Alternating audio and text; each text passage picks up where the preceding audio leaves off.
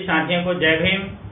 भारत की धरती में जन्मे सभी मानवतावादी संतों गुरुओं महापुरुषों को सादर नमन करता हूँ, जिसमें सर्वप्रथम महामानव गौतम बुद्ध जी, संत माता कर्मा जी, संत कबीर साहेब, संत रविदास साहेब, गुलाम भारत में अपने बेटे को राजा बनाने वाले महान संत बाबा गुरु घासीदास जी, शिक्षा की ज्योत जलाने वाले ज्योतिबा फुले साहब, आरक्षण के जनक छत्रपति साहू जी कुर्मी महाराज, भारतीय संविधान के रचयिता भारत रत्न बाबा साहब डॉक्टर भीमराव अंबेडकर जी, स्वच्छ भारत के जनक संत गाडगे बाबा, जल जंगल जमीन के लिए लड़ने वाले महान क्रांतिकारी बिरसा मुंडा जी और बहुजन समाज में राजनीतिक चेतना पैदा करने वाले बहुजन नायक मान्यवर कांशीराम साहब जी के चरणों में श्रद्धा सुमन अर्पित करते हुए मैं रमेश जाटवर आज फिर आपके सामने एक विशेष विषय को लेके आया हूं, जिसमें हम भीमा कोरे गांव की घटना का चर्चा करेंगे। साथ में ये भीमा कोरे गांव जो 1 जनवरी 1818 को हुआ था, जिसमें 500 महार और परिया जाति के सैनिकों ने 28,000 पेशवा सैनिकों को हरा दिया था। आखिर ये कैसे हुआ था? इसको हम यदि विश्लेषण करें तो हमको समझ आता है कि थॉमस स्टीफन पहला अंग्रेज था जिसने भारत में अपना निवास बनाया था, लेकिन इतिहास यह कहता है कि सन 1600 ईस्वी में ब्रिटिश ईस्ट इंडिया कंपनी का आगमन भारत में हुआ था, और जैसे ही इनका आगमन भारत में हुआ, इन्होंने अपने व्यापार के माध्यम से पूरे भारत में अपना प्रभुत्व जमाना चालू कर दिया, जिसके कारण पलासी का जो पहला युद्ध 23 जून 1757 को हुआ, मुर्शिदाबाद के दक्षिण में 22 मील की दूरी पर नदिया जिला जो बंगाल में है, गंगा किनारे पलासी नामक स्थान में हुआ था। और इस युद्ध का नेतृत्व ब्रिटिश ईस्ट इंडिया कंपनी के तरफ से रॉबर्ट क्लाइव कर रहे थे और दूसरी तरफ से सिराजुद्दीन दौला कर रहे थे। सिराजुद्दौला जो थे इस युद्ध में हार गए, और इस युद्ध को हारने के बाद ही भारत देश की गुलामी की दास्तान शुरू हो जाती है। साथियों, पलासी के युद्ध को सिराजुद्दीन दौला को अंग्रेजों के द्वारा हराने के बाद अंग्रेजों का मनोबल बढ़ गया, और बढ़ने के कारण उन्होंने पूरे भारत देश में अपना कब्जा करना चालू कर दिया। और इस तरह उन्होंने सन 1813 आते आते 1813 के आसपास महाराष्ट्र में पेशवाओं को भी हराने के लिए युद्ध करना चालू कर दिया। अंग्रेजों ने पेशवाओं से 3 बार युद्ध लड़े और तीनों बार अंग्रेज हारे।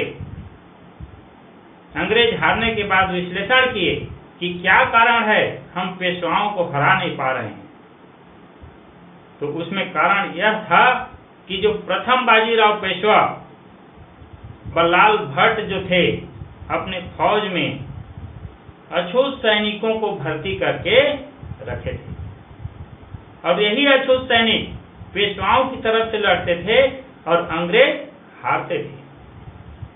लेकिन जैसे ही प्रथम बाजीराव पेशवा की मृत्यु हुई और जैसे ही द्वितीय बाजीराव पेशवा गद्दी में बैठा, द्वितीय बाजीराव पेशवा बहुत ही जाहिल और जातिवादी मानसिकता का शासक था। उसने अछूतों को अपनी सेना से निकाल के बाहर किया, और यही द्वितीय बाजीराव पेशवा था जिसने अछूतों के कमर में झाड़ू, गले में मटका की और पैर में घुंघरू, हाथ की लकड़ी में घुंघरू और हाथ और पैर में काला धागा बांधा। ये बहुत ही घृणित काम करता था और ये अयाज किस्म का व्यक्ति था। अपने राज्य में टैक्स को बहुत ही किसानों पे बढ़ा दिया था, महिलाओं में देह व्यापार को बढ़ा दिया था, और 100 पत्नियां अपने पास रखता था। उधर अंग्रेजों का जो मुखिया था लॉर्ड हेस्टिंग्स, उन्होंने सोचा कि क्या कारण जीत नहीं पा रहे हैं और पेशवा जीत जा रहे हैं, तो उन्होंने अपने गुप्तचरों को बोला कि जाओ पता करो कारण क्या है कि पेशवा हार नहीं रहे हैं और हम हार जा रहे हैं। जब गुप्तचर जाके पता किए तो गुप्तचरों को जंगल में विचरण करते हुए काले काले, लंबे लंबे, हट्टे कट्टे, लंबे लंबे दाढ़ी मूछ वाले बहुत सारे लोग घूमते हुए मिले। जब गुप्तचर उनसे मिल के बात किए तो उनको पता चला कि यही 500 लोग और इन्हीं के दादा परदादा लोग पेशवाओं के तरफ से लड़ते थे, और जिसके वजह से अंग्रेज हारते थे। लेकिन जैसे ही द्वितीय बाजीराव पेशवा गद्दी पे बैठा, उन्होंने इन अछूतों को अपनी फौज से निकाल बाहर कर दिया, जिसके वजह से ये लोग जंगल में कंद मूल खोज के अपना जीवन गुजारा कर रहे हैं। इस बात को आके गुप्तचरों ने हेस्टिंगस को बताया, और बताने के बाद हेस्टिंगस ने विचार किया कि क्यों ना इन लोगों को इकट्ठा करके इनका एक रेजिमेंट बना दिया जाए। तब लॉर्ड हेस्टिंगस ने 30 दिसंबर 1817 को इन तमाम जो सैनिक हैं उनको इकट्ठा करवाया और इनका एक रेजिमेंट बनाया। और रेजिमेंट बनाने के बाद 30 दिसंबर 1817 को इनको सबको कोरे गांव के भीमा नदी के तट पे इकट्ठा किया। और इकट्ठा करने के बाद वहां पर इन सैनिकों में एक नया सेनापति बनाया। लेकिन जो प्रथम बाजीराव पेशवा के समय में इन्हीं 500 लोगों में एक जो सेनापति था सिद्धनाथ, तो उस सिद्धनाथ को वर्तमान में सेनापति नहीं बनाने की वजह से वह नाराज हो गया, और नाराज होने के बाद अपने साथियों के साथ अलग हो गया। और उन्होंने कहा कि हम पेशवाओं के खिलाफ युद्ध नहीं लड़ेंगे और आपको मतलब अंग्रेजों को हम सहयोग नहीं करेंगे। और एक जो दूसरा जो गुट था उसका कहना था कि हम पेशवाओं के साथ युद्ध लड़ेंगे और अंग्रेजों को साथ देंगे। इधर जो पेशवा के बापूराव गोखले, उनको जब पता चला कि भीमा नदी के तट पे इस तरीके से 500 लोग इकट्ठा हुए हैं, जिसमें सिद्धनाथ नामक जो हमारा पूर्व सेनापति है उस गुट से अलग हो गया है, तो उसने सिद्धनाथ से संपर्क किया और सिद्धनाथ और उनके साथियों को लेके जो द्वितीय बाजीराव पेशवा थे उनके पास चले गया और जाके उनको बताया कि ये सिद्धनाथ, अंग्रेज लोग इनको आपस में मिला लिए और आपके खिलाफ युद्ध लड़ने के लिए लेके आए। श्रीमान बाजीराव पेशवा जो द्वितीय थे, इनसे सिद्धनाथ जी से पूछते हैं कि तुम क्यों हमारे साथ युद्ध लड़ना नहीं चाहते। तो उन्होंने बोला कि पूर्व में भी हम लोगों ने आपका साथ दिया है, आज भी हम आपका साथ देना चाहते हैं, लेकिन आज साथ देने की हमारी कुछ बातें आपको माननी पड़ेगी। और वो बातें हैं, यदि इस युद्ध में हम जीतते हैं और अंग्रेज हारते हैं, तो जो हमारे ऊपर जो आप लोगों ने बंदिशें बना के रखी हैं, जिसमें कमर में झाड़ू, पैर में घुंघरू, हाथ और पैर में काला धागा और दोपहर 12 बजे के बाद घर से निकलना, ताकि हमारी परछाई छोटी हो जाए, जिससे आपकी जो पेशवाई जो ब्राह्मण लोग हैं उनके ऊपर हमारा परछाई ना पड़े, तो इन जो बंदिशों को आपको हटाना पड़ेगा।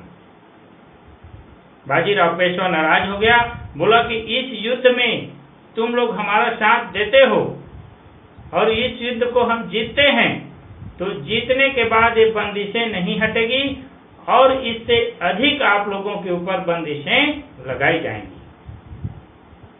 इस बात से सिद्धनाथ और उनके साथी नाराज होके वहां से चले जाते हैं। लेकिन इसी में दूसरा तथ्य एक ये भी कहता है कि जैसे ही बापू राव गोखले सिद्धनाथ और उनके साथियों को द्वितीय बाजीराव पेशवा के पास लेके जाते हैं और जाके उनको बताते हैं कि लॉर्ड हेस्टिंगस इन 500 लोगों को इकट्ठा करके भीमा नदी के तट पे उपस्थित हुआ है, जो पेशवाओं से युद्ध करना चाहता है। बाजीराव पेशवा भीमा नदी के तट में जो उपस्थित होते हैं और उनके जो ये साथी सिद्धनाथ आए रहते हैं, इनसे पूछते हैं कि तुम कौन से जाति के हो। सिद्धनाथ बताता है कि हम अछूत जाति के हैं। बाजीराव पेशवा पूछता है कि कितने लोग युद्ध करने आए हो हमारे खिलाफ।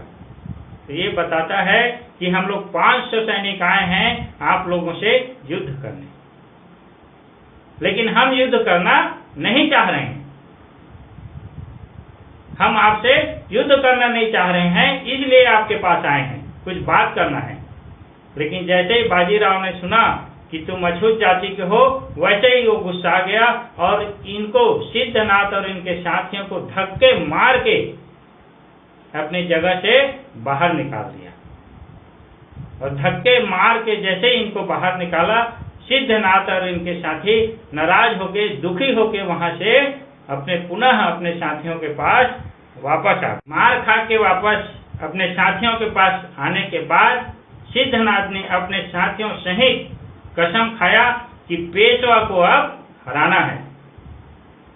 और तब उन्होंने 1 जनवरी 1818 को सुबह 10 बजे से रात 10 बजे तक बिना अन्न जल ग्रहण किए 28,000 पेशवाओं के साथ उन्होंने युद्ध किया और उस युद्ध में 28,000 पेशवाओं को 500 महार और परिया सैनिकों ने बड़े शिद्दत से हरवाया और अपने ऊपर हो रहे सामाजिक अपमान का बदला लिया, जिसमें पैर में घुंघरू, कमर में झाड़ू, गले में मटकी और हाथ और पैर में काला धागा जो बांध के जो सामाजिक बेइज्जती वो लोग झेल रहे थे, उस बात की उन्होंने बदला लिया।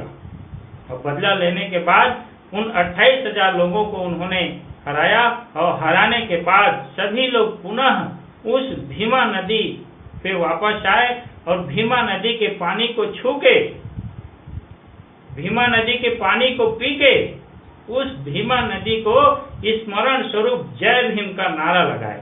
और तब से इस देश में आज तक जय भीम का नारा लगता है।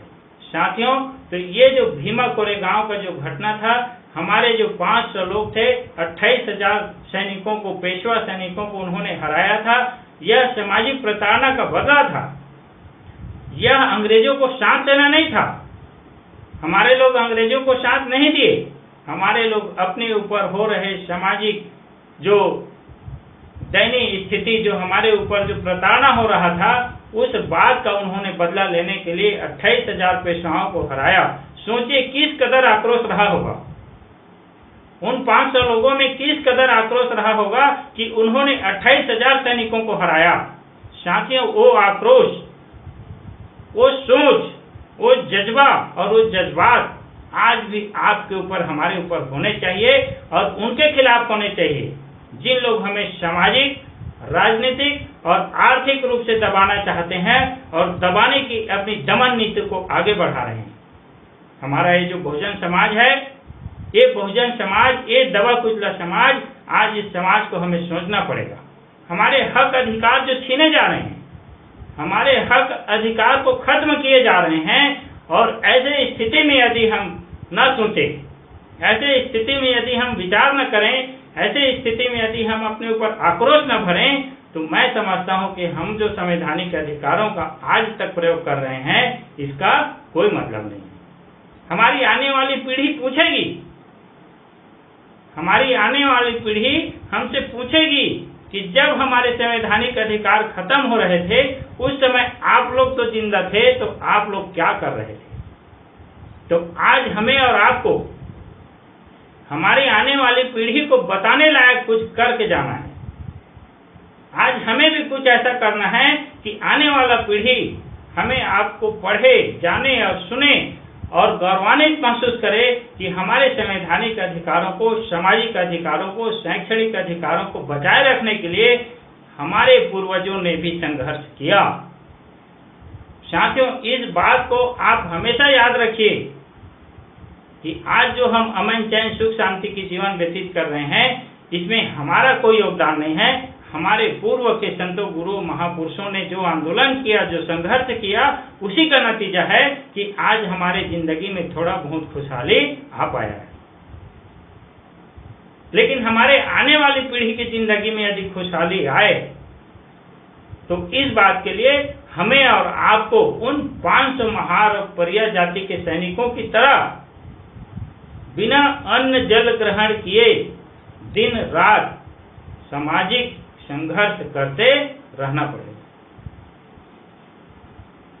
साथियों, आप 100 साल जिएंगे, उस 100 साल का कोई मतलब नहीं है। आप 4 दिन जिएंगे, लेकिन संघर्ष का जीवन जिएंगे, वही आपके जीवन में काम है, वही परिवर्तन लाएगा। साथियों, महान चुनौतियों को महान लोग जब ललकारते हैं, तब इतिहास करवट लेता है। हमारे जो संत, गुरु, महापुरुष हैं, ये लोग महान चुनौतियों को ललकारा। और महान चुनौतियों को ललकारा, इसलिए लोग महान हुए।